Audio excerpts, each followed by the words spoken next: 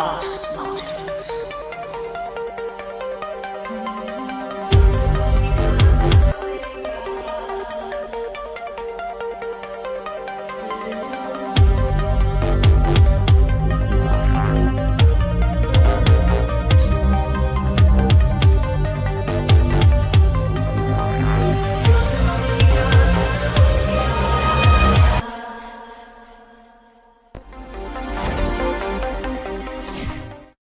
Well, aloha and welcome to another episode of Ancient Oblivion. I'm JayDreamerZ. Good to see everybody. What's up? High fives to everybody in the chat. Today, we're talking about the Great Pyramid. So that's where we're going to begin. On many people's esoteric path, at some point or another, we stumble upon the Great Pyramid. Many people have come up with various theories and ideas. What is it? Is it the Great Pyramid? That's really what we're going to focus on today. I'm going to look at the Great Pyramid, the Giza complex, the configuration of it, its relationship to Orion, and what I believe is the quintessential, the root, the actual Great Pyramid and the center of the world where it is. Today we're going to combine all these ideas into one cohesive theory. Good to see everybody in the chat. High five. Thumbs up if you guys can hear me okay. We'll do a quick audio check. I have been known to go on and on and on with my my audio being turned off. So yes, we're going to talk about the Great Pyramid today and its connection to places of power, or what I call in my books places of power. I'll explain all that to you guys today. We're also going to talk about volcanoes, specifically plasma volcanoes, as I teach them and study them. I do see a lot of thumbs up in the chat. Thank you, Jessica Kinsey. Thank you to Tara Michelle. Thanks, Kimberly F. Nainanet, Shadow Hunter, Big Drink Tea. Oh, thank you. Thank all of you. Thank all of you. All right, let's jump into today's presentation and get right to some strange, esoteric, weird, forgotten, obliterated, and otherworldly, interesting, supernatural things, tying them to real life, right? Using actual science and studies and stuff to tie these things together. I'm going to pull up my notes right now, too, as we begin. Let's start with the Great Pyramid itself, right? Or a pyramid, just a regular pyramid. When we see pyramids, we often think of the Great Pyramid in this particular shape right here. But what is a pyramid? What exactly is it? What is it originally, aside from just some type of platonic solid or shape or whatnot, right? Well, the word pyramid comes from the word fire and the word that means inside. Amid, when something is amid, it is in or within, right? So the word pyramid comes from pier or fear or theater or fire, basically, which in the ancient world didn't always mean burning fire, like the fire that we're used to. It also originally conveying light, right? Types of light were fires or fairies and other words and other descriptors that branched out as language evolved and adapted, and people changed their languages over time, coming from the Tower of Babel and the splitting of languages, right? So a pier amid, or a fear amid, a fire amid, means a structure. Doesn't have to be a structure made by man. It could be any structure, really, that has fire or light inside of it, right? That's really what this is for. Using the etymology to figure out what pyramid means helps us to gain a better understanding of what pyramids are for. Many people wonder and speculate, what was the Great Pyramid for? Was it some sort of machine? Academics will tell you that the Great Pyramid... Hold on, let me fix my lighting here. That the Great Pyramid is a burial mound. That the Great Pyramid is a giant sarcophagus. That it was... All these pyramids, basically, are made to house dead people. And that's what they're for. They're just extravagant, huge houses that take many, many years and years and labor and costs and time and energy and effort to bury a dead person, right?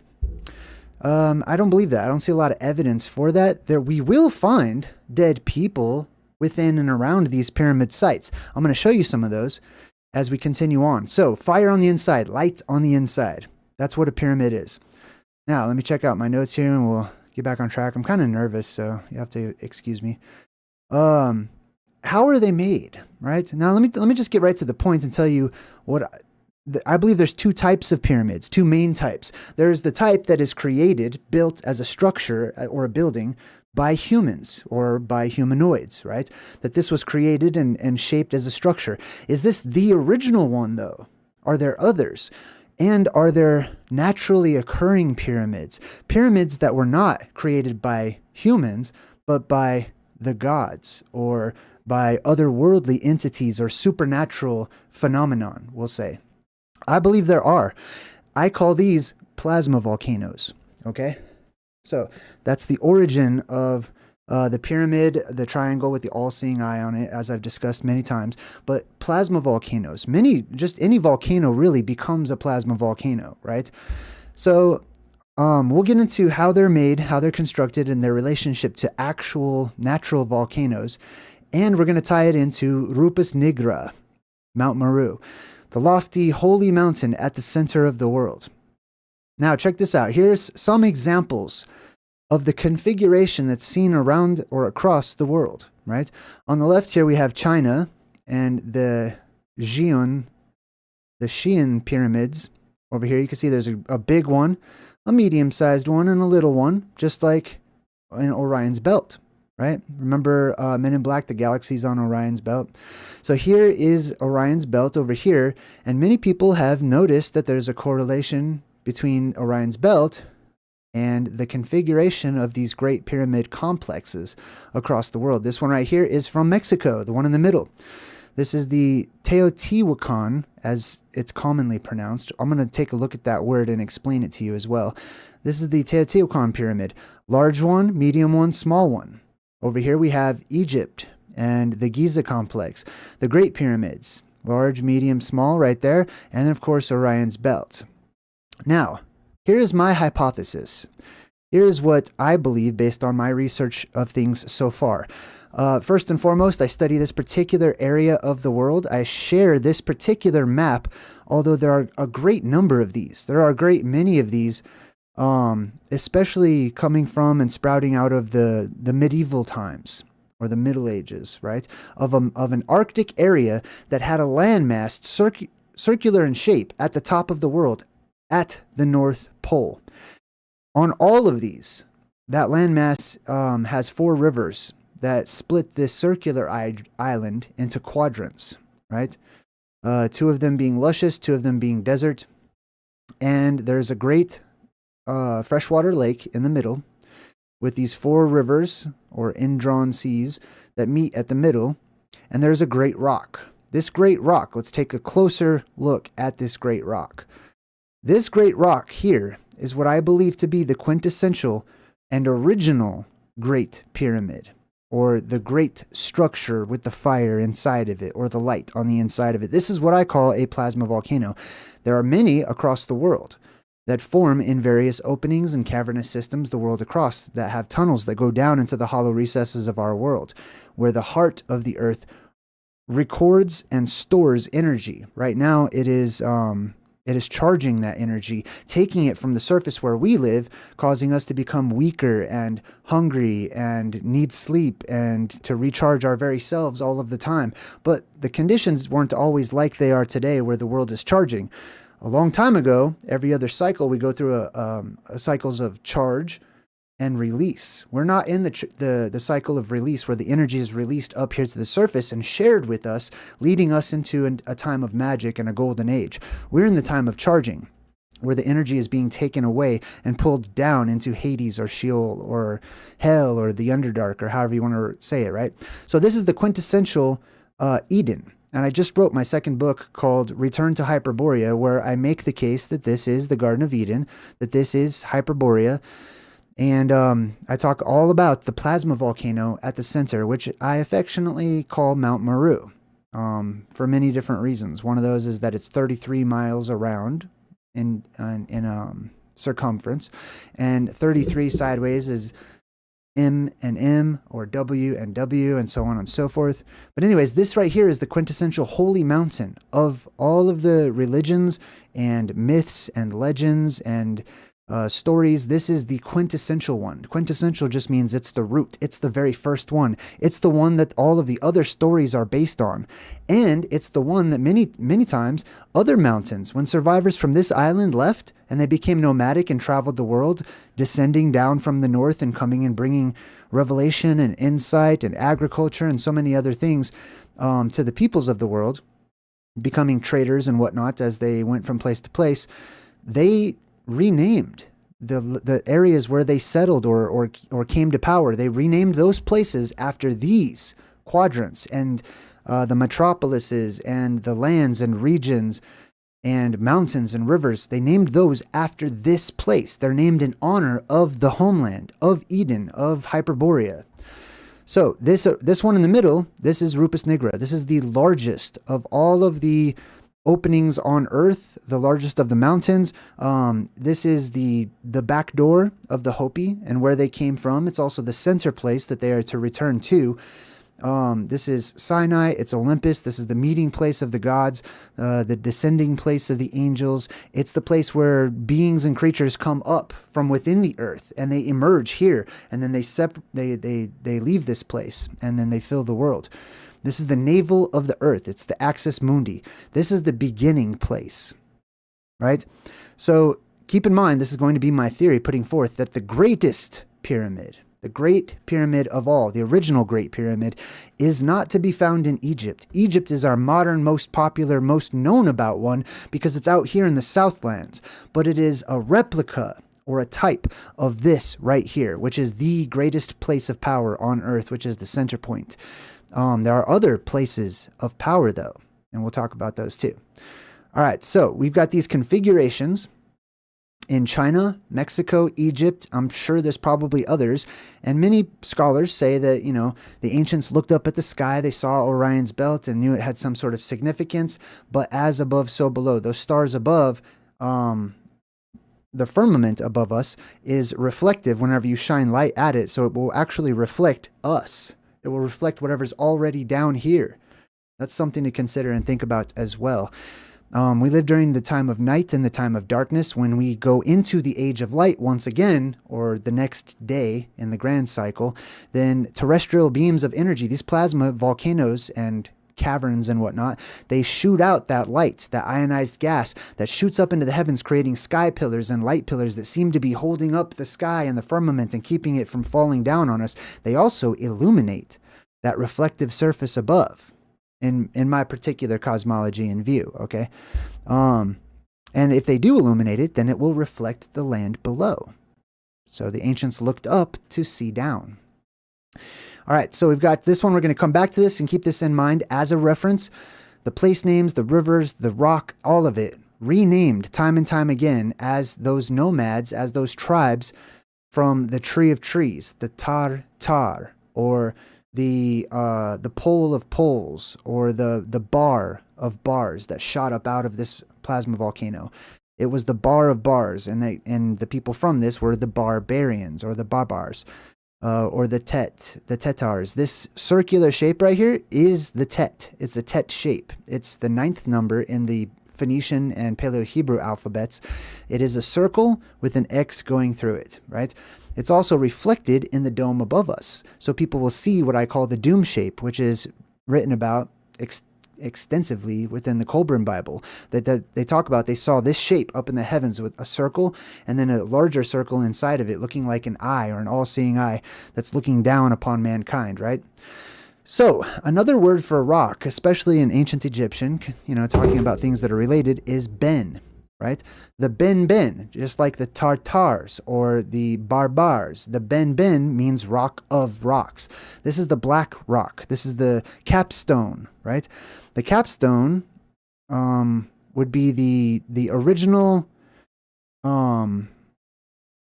primeval mound that grew up out of the earth, right? That led to creation. That is this right here, okay? So this right here would also, in my view, be the ben, the rock of rocks. This goes by many names, and oftentimes it's sort of redundant. They will say this is the light of lights that shoots up out of this. This is the rock of rocks. This is the tree of trees. And that is how oftentimes it's known as. That's how you can tell that they're talking about this place on Earth, the axis mundi, the center of our particular world. So we have the Benben. Also, the black rock. The Benben is usually seen as black. You can also actually see this symbol right here. Let me zoom in on this, on these hieroglyphics. So check that out, right in the middle, actually. You see that there's this circle, and then that's the doom shape right there. And then this is interesting too. You've got the eyes. These are heavenly eyes, right? Above that, the beam shoots up out of the center, and then it splits. Remember I said those sky beams split off, right? They branch out, appearing to hold up the sky. Well, when they branch out and split off, the branches, they form into more blurry looking plasma shapes that are aurora in nature. They look like auroras, or they look like cosmic birds. They look like feathers of multicolors depending upon the gases that they interact with and ionize up there. And then you have the actual doom shape up there in the heavens, with plasma coming out of it, because that's a depressurization point up in the firmament itself. But let's get back to the black rock symbolism. The survivors, some of the survivors, there was different tribes that lived up in this area, okay? You've got 4 quadrants, first and foremost, but then those quadrants are going to have their own divisions, their own separations, and they're going to form their own tribes. Right? Some of those tribes are comprised of people that landed from above, that came down from the opening in the heavens, or the gate, or the stargate from above when the firmament does open. Some of those tribal members came up from within the earth, and they emerged from the lower world and came up into this one. Others are just simply survivors who made their way north from out here in the Southlands. They came to the center place. They went to Yggdrasil. They went back to and returned to Hyperborea, being called there after an apocalyptic event as a place of safety to live out their days in an enclosed land, in a peaceful city that would be protected from the chaos that will ensue in the Southlands all the way around. Being, there's gigantism, there's going to be gigantic insects and whatnot. These colder regions up here, insects won't like that. There will be monsters, there will be giants, there will be mutations galore. There'll be all sorts of chaos happening out here in the Southlands, which is where you probably now live, unless you live at the North Pole and you're watching this from the North Pole somehow. Excuse me. We could talk about the North Pole forever. There's so many things that touch on the North Pole, but let's continue our presentation and talk about the black rock. Why is it black? Right? It is black because it is magnetic. This right here is made of all magnetic stone. Rupus nigra is a magnetite mountain. It's also in the old world known as a lodestone mountain. If you had a ship that had nails or any metal in it whatsoever, your ship would be pulled towards these types, especially this one, which is why weapons are not allowed in this area. Anything metallic or anything you should probably get rid of, because you'll crash into these islands, right? Into any of these islands. Up here is another one, actually. You can see up here at the top. See how there's a little one sticking out right here? This says Polus Magnetis. This is another magnetic pole, or a lodestone mountain. We're going to talk about that one and address it here in a bit. But the blackness comes from, these are like basalt columns, essentially. And at the center is not the only one. So all the way around this island, there are basalt columns, okay? So the entire island, Eden, is protected, and it is a walled and enclosed structure. This will follow suit amongst the many tribes that left this place.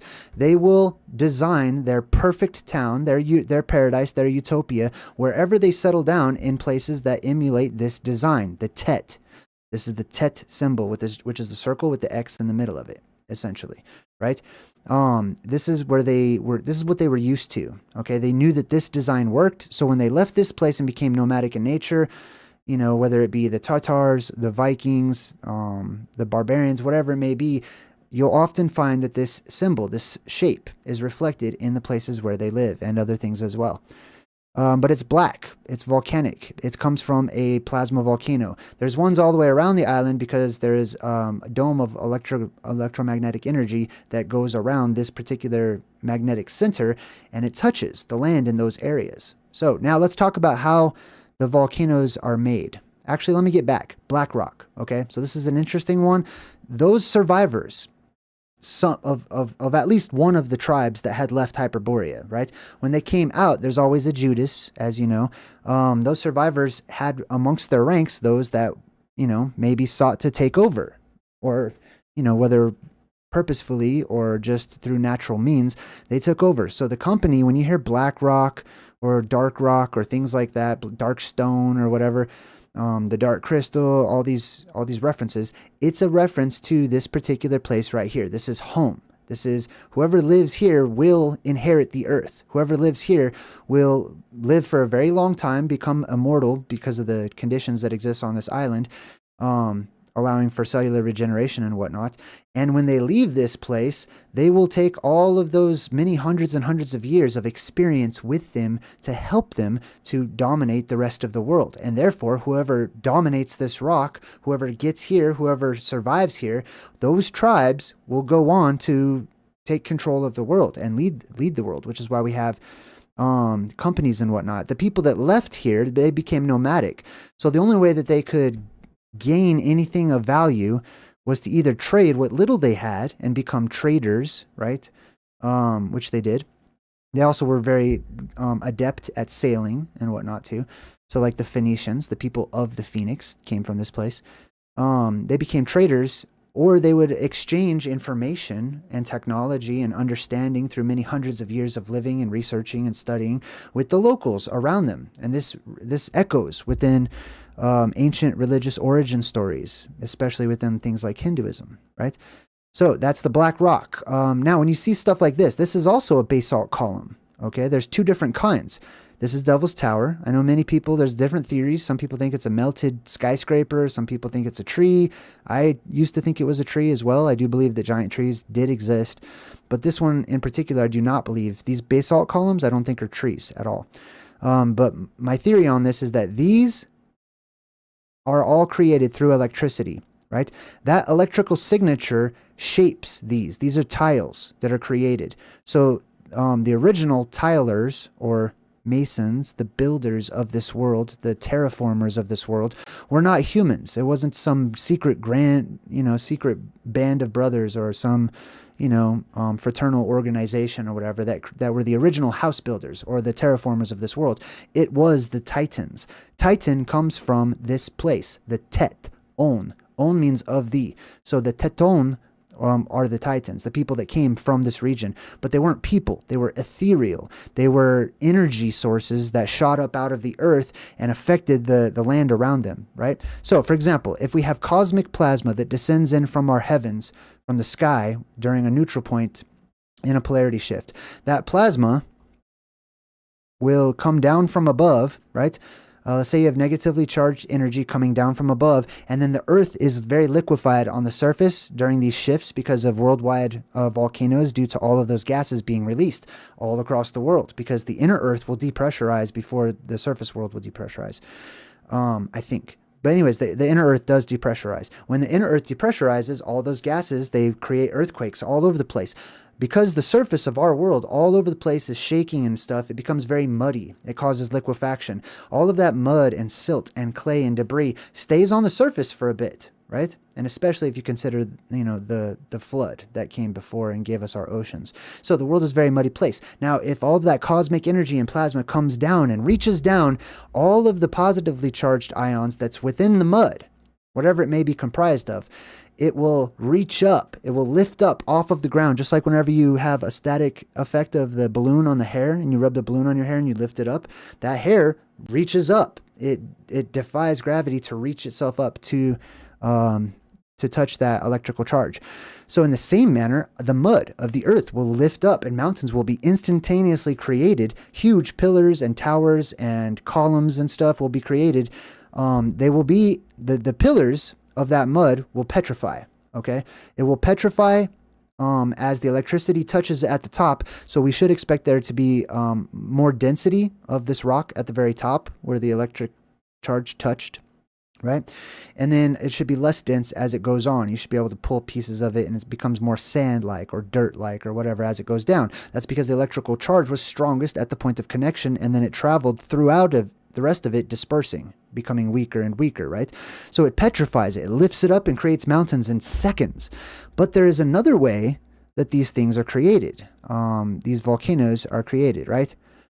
I'll just pull up a picture of the Great Pyramid for now. I don't have a volcano picture pulled up, but how are volcanoes made? Now, volcanoes, the word volcano comes from kano or kanu or kano or however you want to pronounce it, which means priest of, okay?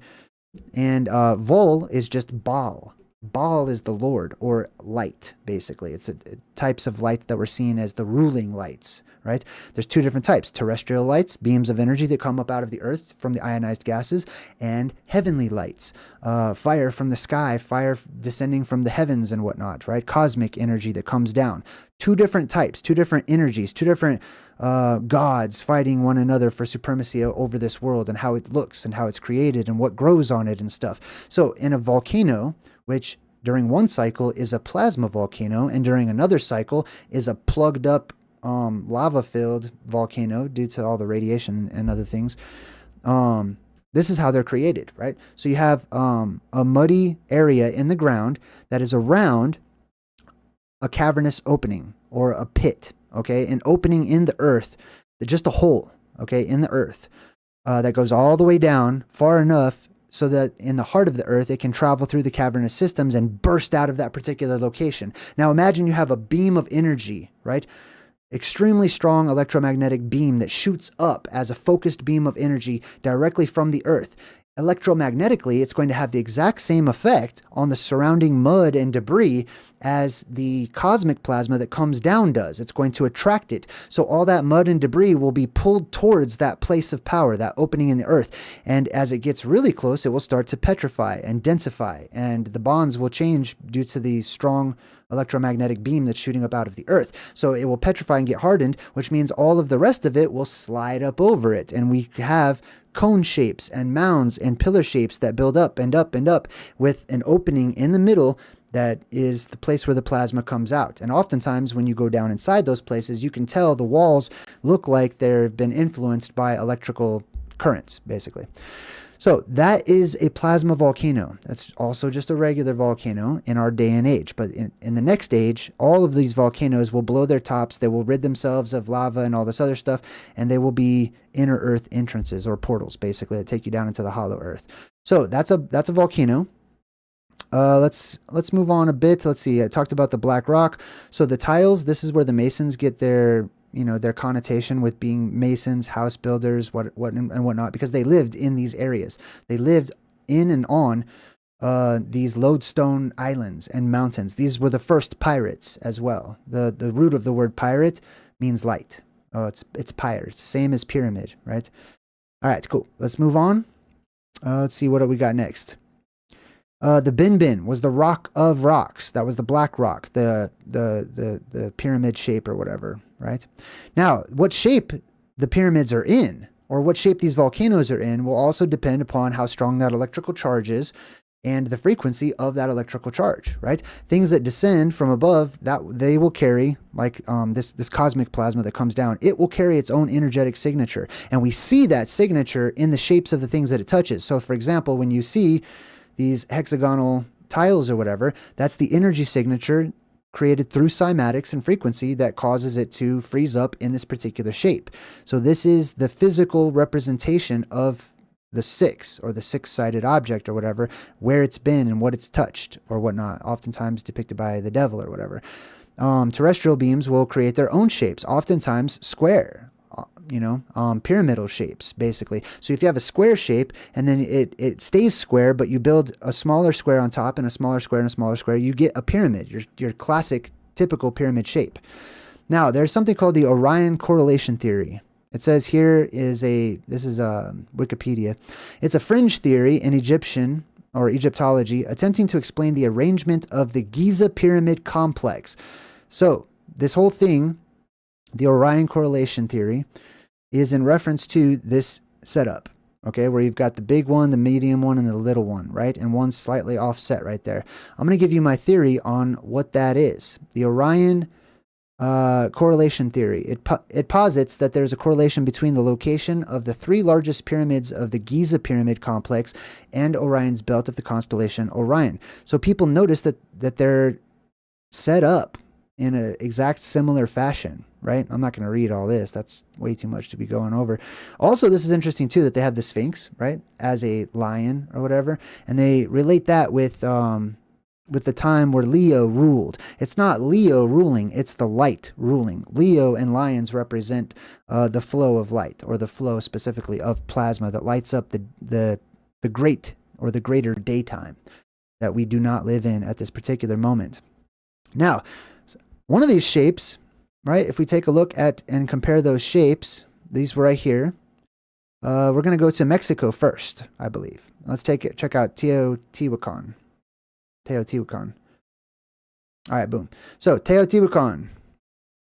Pyramids, right? Let me just check the chat real quick. I want to make sure everything's good.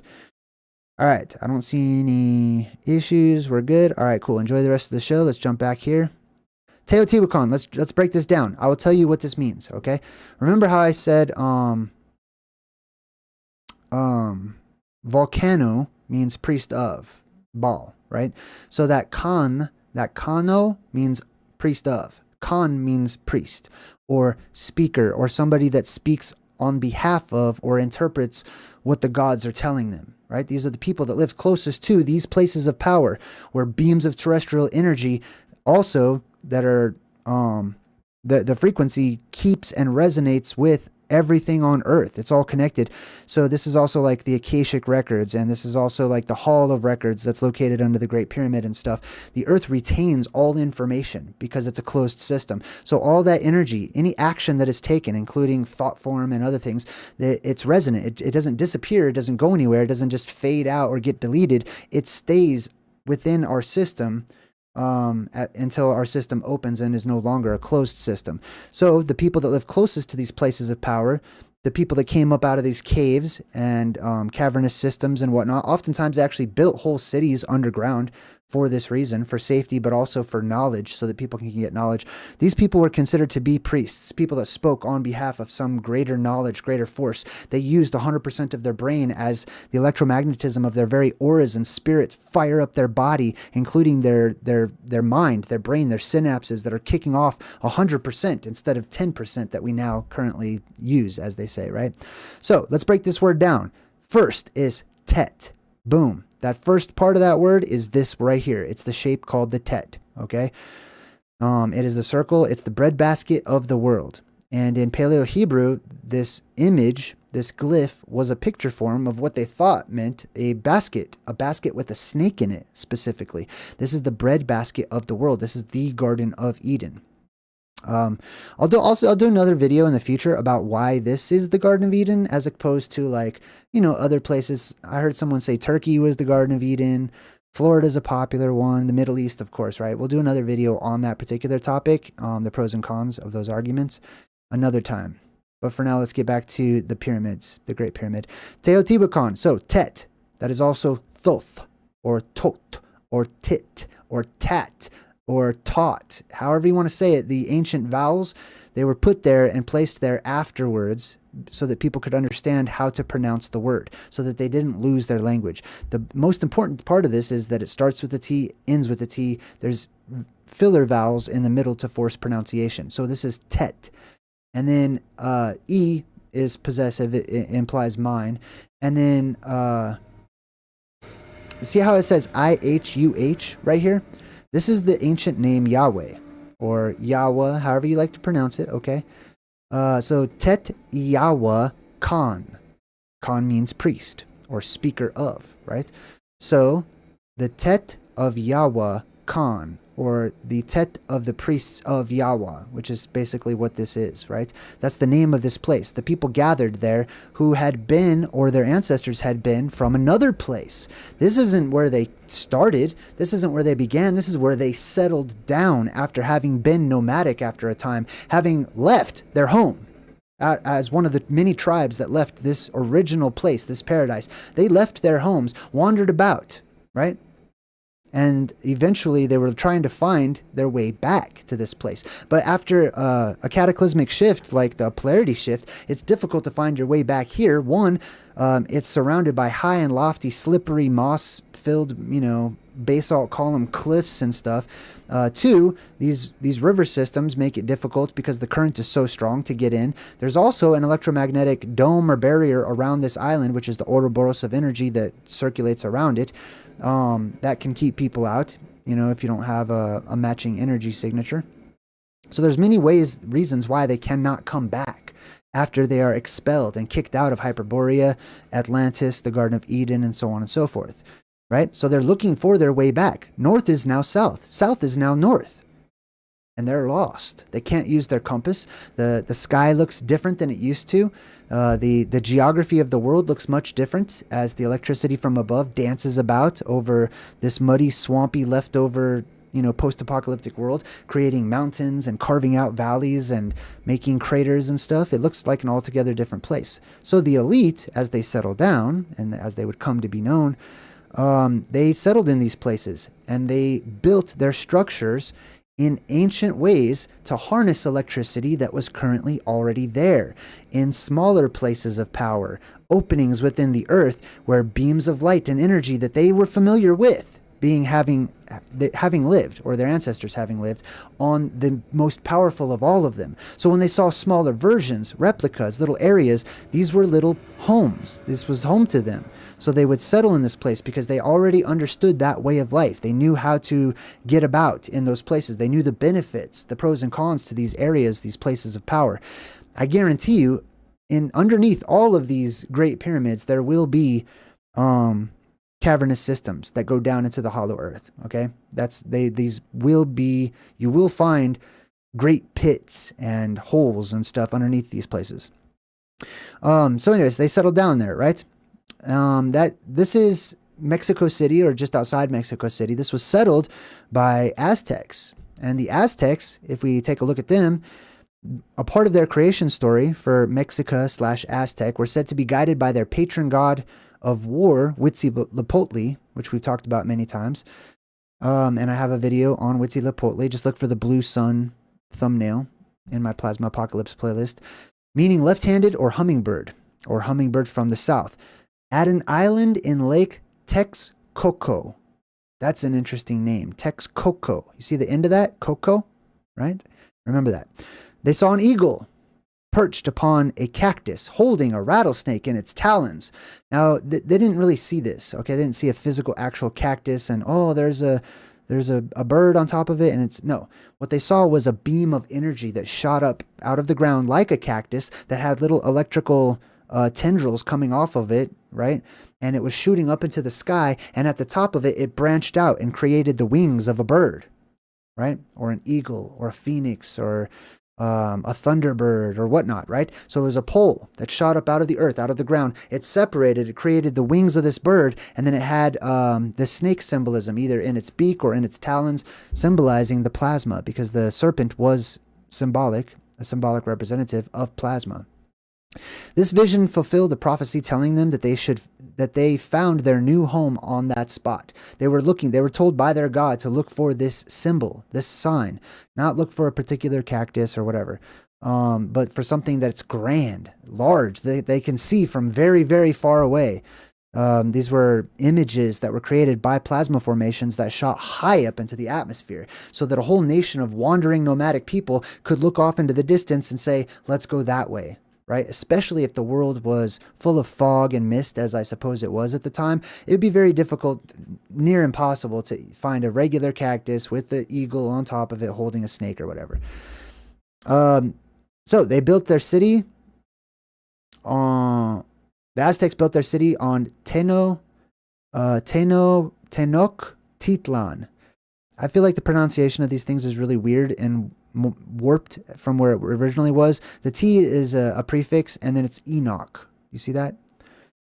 Enoch, Titlan, or the land of the Tet that Enoch belongs to, right? Enoch being a type of that blue beam that shoots up, holds up the sky, an Atlas figure, Jesus figure, etc.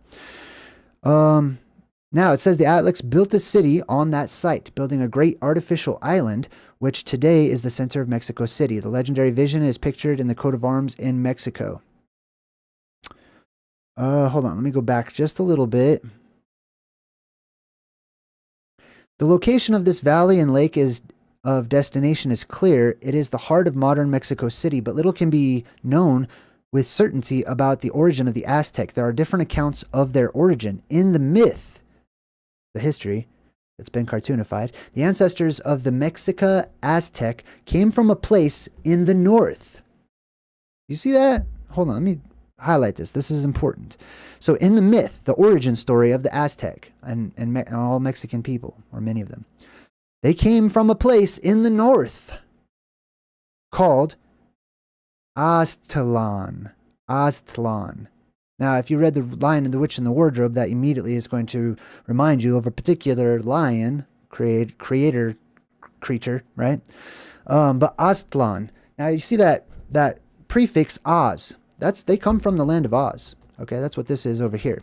I'm going to break down the Return to Oz this coming weekend. I'll probably do a double feature, but we're definitely going to check out the Return to Oz, so I'll bring up the Oz symbolism some more when we do that. But they come from Oz. Oz means strong, strength, mighty, powerful, extremely strong. Oz and then Talan just means land of. So the powerful land. They come from the powerful land of Oz, basically, is what this means. The last of 7 Nahuatl Tlacas, or I don't know, I don't want to get too deep into that. Nahuatl Lactas, to make a journey southward. That means they left the North Pole and they went to the Southlands where we now live. Okay? Hence their name Azteca. That's very interesting. Teca means, or tech means like, it implies person of, right? So all the Skeksis and all that, Skek tech and all that, that's why they're called that, because it means person who does this, person who does that, or is from here or from there. These were the people from Oz. Okay? Take a look at the Wizard of Oz map. I will tell you this, and I'll share this during the breakdown. It looks very similar to this right here, except for instead of circles, they use squares. All right, let's continue on. So that's the Aztec. That's where they came from. They came up out of a pyramid. When they settled down, they built pyramids. Fire, light on the inside. They came from plasma volcanoes, etc., and so on and so forth. Now, let's continue on. Oh, hold on. I want to read this. Other accounts cite their origin. So other people say that their origin, where they came from, is Kiko Motstok. That's the keke sound at the very beginning right there once more. The place of the 7 caves. Now that's so interesting. The legendary origin of all civilizations. The place of the 7 caves. 7 caves. Which are 7 plasma volcanoes, which surround this central one right here. And this ocean that now exists, that we call the Arctic Ocean, which wasn't always there. This used to be a desert, okay? This ocean is called, if you take a look here, I'll zoom in all the way so you can read it for yourself. Remember, 7 caves, right? This is called the ocean. Hold on. Damn, how do I get it over there? There it is. Oceanus Septin, that means 7, or of the 7. The ocean of the 7 Trionales. Okay, so just focus on trion right there. It doesn't mean 3. Trion means, it comes from deru in Proto-Indo-European, which means trees. The 7 trees, the 7 beams of light that shoot up out of 7 cavernous systems. I had like a Midwestern accent right there. Like, I don't know what that was. 7 plasma volcanoes that surround this island that shoot up their lights in turn, right? All right, continuing on. Now, we're going to skip over. Let me check my notes real quick. We're about halfway done. So we talked about the Great Pyramid. What is a pyramid? How are they made, right? Some humans make them and fashioned after how the gods made them, or earthly and celestial entities naturally making these things through electromagnetic cymatics of influx and release of energy to the earth and from the earth, right? We talked about Giza in Egypt, the Giza complex, the Sphinx and its symbolism in relationship to that. Underground tunnels, the bottomless pit. They say that there is a bottomless pit or a great abyss that is underneath the Great Pyramid. And that leads, according to the, at least according to the Emerald Tablets of Thoth, that leads to what he calls in that writing, a great library, a secret chamber, or the Chamber of Secrets, if you're a Harry Potter fan. An underground bottomless pit, basically, that is energized and magical. A hall of records as well. The general shape of the Giza complex. I'm going to talk about that in a bit, but let's get back to our picture here, right? We saw Giza over here on the right, Egypt. We saw Mexico, right? Now we're going to go over to China, to the Xi'an pyramids. All right, so let's go over to China. China is no exception. Over here in China, they have the Xi'an or the Xi'an pyramids. Chinese pyramids are pyramidal structures in China, most of which are ancient mausoleums. Now this is interesting. And burial mounds built to house the remains of several early emperors of China and their imperial relatives, right? Now, this is interesting. They say that they are the earliest tombs, these gigantic, huge, monumental structures. These are not tombs, okay? They will put dead bodies in there. As a matter of fact, these particular pyramids in China are 1 mile away, approximately 1 mile away, of the famous terracotta warriors, right? Do you remember those? So they found this underground, hermetically sealed chamber of a small army. Why? Just to make a big show of like the greatest funeral in history, just to show off how important this person really was, but they're dead now, so who cares, right? No, my theory on this is that these were built in these places of power. That energy can embody inanimate objects, okay? Basically, it can bring inanimate things to life. Now, that's a whole nother video, and I've done many videos about plasma possession and how the plasma, both terrestrial and cosmic plasma, inhabits empty vessels, empty bodies, and it can bring them to life, basically, right? So that's what I feel like I'm looking at here with these clay structures and whatnot, this little army that is built to bring these people back to life. This is also why they bury the dead people in these places. This is a giant, this whole complex is a necropolis, right? I think I've got some notes on that. The terracotta army is a part of a much larger necropolis. Necro meaning dead, polis meaning place of the pole, which became places where people settled down during scary times, magical times, and those became cities or metropolises, right? The first cities, places of power. You can read all about that in my newest book, Return to Hyperborea. I go into places of power. I describe them, their origins, the very first cities extensively in my second book, Return to Hyperborea. The terracotta army is a part of a much larger necropolis or necropolis.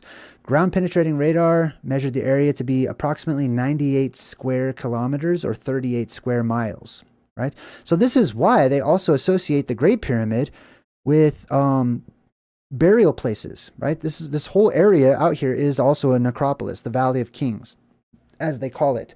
This is the same exact reason why within Catholicism around the world and other religions, they build structures, cathode structures that they call cathedrals. They build these structures on top of the exact same smaller places of power, cavernous systems that open up where energy, positive energy, that would healing energy also, that would come up so that they could live there, right? The rulers would live in these cathedrals, in these places of power, and then, you know, their family members and extended family and friends, they would make a circle around this pole of light that shot up out of the ground.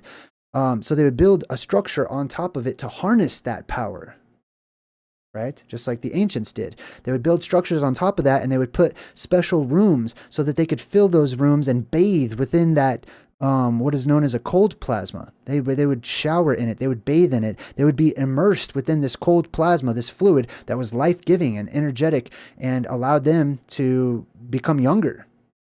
Essentially, if they started getting too old, they just go into one of these and bathe in vril or bathe in chi or bathe in the essence of life and so on and so forth.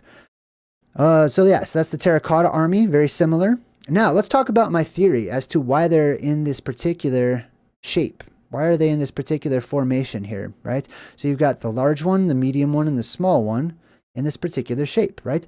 This is energetic to me. This exists over here at the North Pole. This is, we've got a large one, a medium one, and a small one as well. But what this replicates is a cell or a battery. our world acts as a type of battery, or I should say batteries act as a small microscopic version or microcosmic version of the larger battery of the very Earth that we live on. The Earth energizes itself. It will become one battery. Right now, it's one type of a battery. There's like a galvanic cell and there's an electrolytic cell as far as batteries go, right? One is, it will charge itself. The other will create energy in the atmosphere, in the air above it, right? So what we have here are two types of electrodes. So this is a cathode, okay? This says it's represented by negative flow or negative charge. This one is anode, represented by positive charge. Now, between a galvanic cell, one type of battery, and an electrolytic cell, another type of battery, these can switch. Okay, so the positive can become negative during the next cycle, and the negative can become positive, and so on and so forth, right?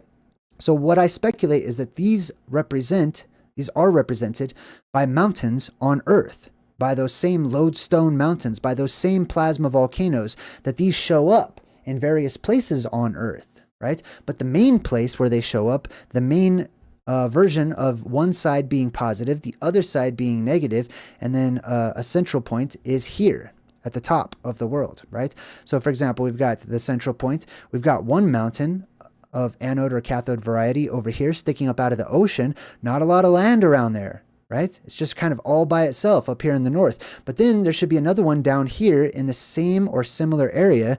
I did find a few candidates, and I bring these up in my new book as well. This one right here is probably my #1 candidate. This one's really tiny. It's called Vitsark or Wheatsark or White Sark or White Shark, or the White Ark, you could say as well. Vitsark Island. So it's another one over here by Greenland, right? This forms what I call the hyperborean electrical arc theory, or heat, right? Because it would create and generate warmth. And that would make this area up here even warmer than it already is because of the inner Earth wind that comes up out of the warm bowels of the Earth, creating a warm zephyr that keeps this entire circular island nice and warm. Keep in mind, it's also closed off by an electromagnetic barrier, creating like a little energy dome around it that swirls around, right? So it's very warm up here in Hyperborea, past all the coldness of the Arctic. Let's see. So this is an electrolytic cell, galvanic cell. Now, another thing you'll notice here is whenever you have, basically this water has electrolytes in the form of usually salt. So it's salt water acts as an electrolyte. What that means is the salt water, specifically the salt water of the Arctic Ocean as it is now, can allow and does allow electricity to pass through it. So electricity can pass from the anode to the cathode right now in the world that we live in through the bitter waters, as they're known, of the salty Arctic Ocean, right? But one of these days that will be removed. So then it needs to be transferred through another medium. That medium exists in the atmosphere during the vapor canopy, right? And presents an electrified atmosphere. So the entire atmosphere of the world across will be much more electrified, and electrical phenomenon will be stronger, larger, brighter, last longer, move slower, and whatnot during the time of magic. So it acts as a battery, right? So if we compare this to the original formations, right, we have one that's larger and one that's smaller on one side or the other. That is because within these cellular systems, one of them will give itself to the other. So in this particular one, we have the anode, and you see these squiggly lines pointing over. It's made of copper, so Cu just means copper.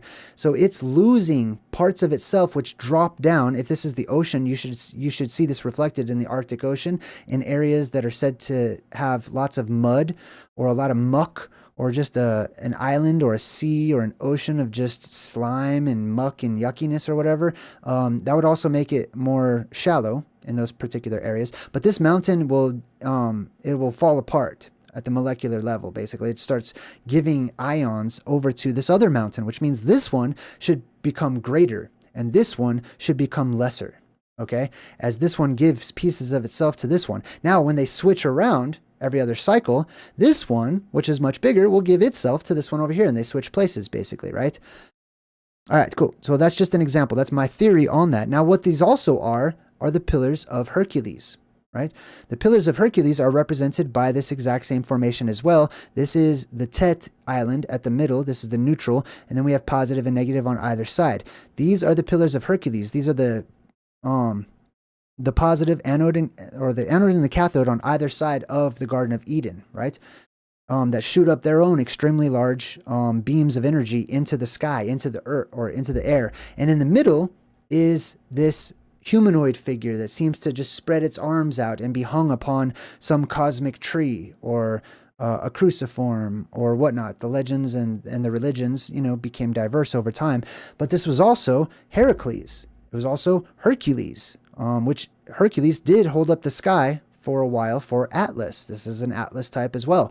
These two pillars are also the pillars that Samson in the Bible broke apart so that the sky would actually fall, and pieces of the sky will and do fall in the form of gigantic ice, basically. But these are the anode and the cathode on either side right here, right? Which creates sort of a 1 and a 1 or an 11, right? With the 0 point in the middle, giving us 101, or the place of creation, the place where it all begins, the place where it all starts. So we have an anode beam, a cathode beam. Those shoot up into the sky, and they're seen as being held by this God figure, this savior figure, this goddess or God that's in the center, holding up snakes or holding up lions or holding up, however they want to put the symbolic image of light shooting up out of the earth, basically. Oftentimes it's pillars and poles and columns, especially within Freemasonry, right? All right, let's see. Let me just double check, make sure I didn't miss anything here. Going back. Okay, cool. What do we got next? So here's Hercules, right? And he's holding up the pillars or creating the pillars or whatever. The Pillars of Hercules are not the Rock of Gibraltar or anything like that, okay? That's a good example. The Rock of Gibraltar is a good example of the original inhabitants who had all of these things here at their homeland. And then they left that homeland. And then they had to rename everything and, name things in honor of actual places on Earth where they came from. Now this island at the middle, you won't be able to see it. Here's another example of like the Pillars of Hercules. This is on an older map of, I think, Iceland or something. Right above my head, you can see it says Insula Magnetos, or Magneto, basically.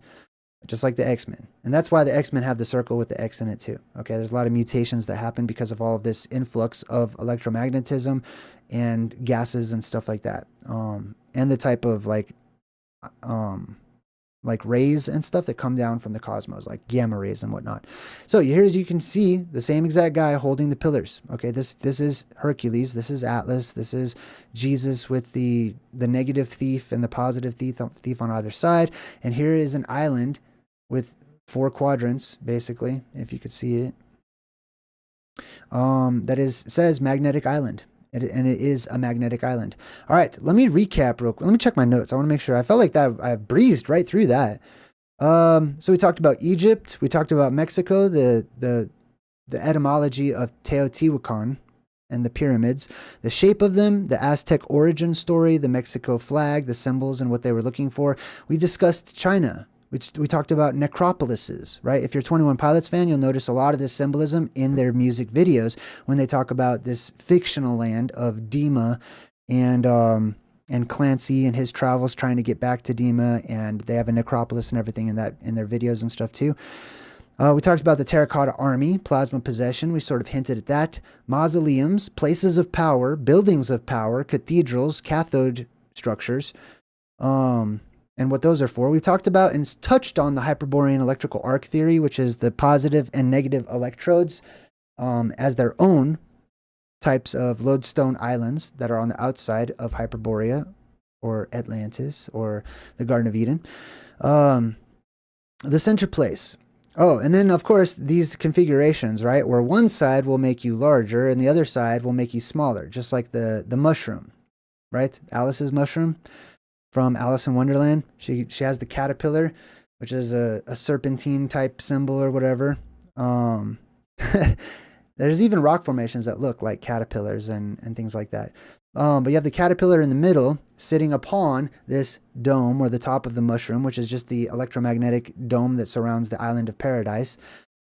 And that also acts as the covering angels, the cherubs and stuff that lean over the arch of the covenant, the arch of the promise or whatever, the container, the box, etc., and so on and so forth. But these right here, you notice, these are all square in shape, right? All these pyramids for pretty much are square. We talked about that, cymatics, and how electricity leaves a physical imprint of what it represents whenever it manifests itself. For example, manifesting itself in a square, and then a smaller square, smaller square, smaller square, we get a pyramid, right? Going all the way to the top. The reason that the pyramid is unfinished, right? The unfinished pyramid, usually with an all-seeing eye above it, right? The reason it is unfinished is because it is not a man-made structure. The Great Pyramid, the Great Seal, the Great Pyramid of Earth, the seat, the throne, the Ben, the tree of trees, the light of lights, that pyramid has no top. That pyramid is a volcano. It is a plasma volcano that has light that erupts out of the top of it. It is black, just like the Luxor pyramid in Egypt, or not Egypt, in Las Vegas, over here where I live in my part of the world, in the United States. And that is my discourse on the Great Pyramid, that this is not the Great Pyramid, but this is our Great Pyramid that we have now during this time, during the modern age. But this is the quintessential, this is a type of reflection of the quintessential pyramid, the Great Pyramid, the largest of these plasma volcanoes on Earth, which is at the center of the Earth, at the navel of the world. Now, there will be people that are very convinced that this is the center of the world, because of symbolism and because it lines up with the cardinal points and things of that nature. But this right here defines the cardinal points. This right here is where your compasses point towards. Okay, this is where you get the cardinal points from. This is the westernmost part of the world that goes down into the earth. Above this would be the ancient word for east. This would be up, as the star flows upwards. The Earth star, I should say. Right? Then we have south, which is anywhere south of this, outside of this, is the Southlands. But some people will take a look at the Great Pyramid and they'll say, oh, well, the numbers and it's all symbolic and this was the center of the world. This is, look on a map. This is not, nor has it ever been the center of the world. In academics, they try to force that to make sense by saying, well, if you look at all the continents and the land masses and the largest of all of them and the mass and gravity, then this would be pretty close to being in between them all. But I'm telling you that this is incorrect. This is a place of power. This is a place that has a cavernous opening that goes down into the bowels of the earth. This is a place where light will shoot up as a sign and people will settle here. But this is not the Great Pyramid. The Great Pyramid, the quintessential pyramid, is the largest in the world, the tallest in the world, that could be seen from many places. And that is represented by this, the black rock, the Rupus Nigra et Altissima. This is Mount Meru, 33. This is where all of it goes back to. This is where it harkens back to, right? This is reflected in the dome above us as the doom shape from the Colburn Bible, or the dome shape in the Colburn Bible. And I want to talk so much more because there's so many implications to if this is true. If anything of what I've said today is true, there's domino after domino of implication that would fall and touch another thing, right? This is, to me, this helps to give insight into a type of grand fringe theory, we'll say, that connects all things, including what I call our ancient oblivion. For more information on our ancient oblivion, check out my books. I've got Ancient Oblivion, the Plasma Apocalypse, which discusses the highlights of the Plasma Apocalypse in depth. You can order that off of Amazon, or you can go to my website, JayDreamerZ.com, and you can order directly from me, in which case I will personally package, autograph, and sign you out, or send you out your book with some extra merch and stuff as well. And then I have Return to Hyperborea, which is all about this land, Eden, paradise, places of power, plasma volcanoes, mutants, and what the world is like after the apocalypse. Take a look at both of those. Check out my website, JayDreamerZ.com. And thanks for joining me on today's live stream. It's nice. I'm honored that so many people listen and resonate with the things that we discuss here. Until next time, I'm JayDreamer saying good vibes and goodbye.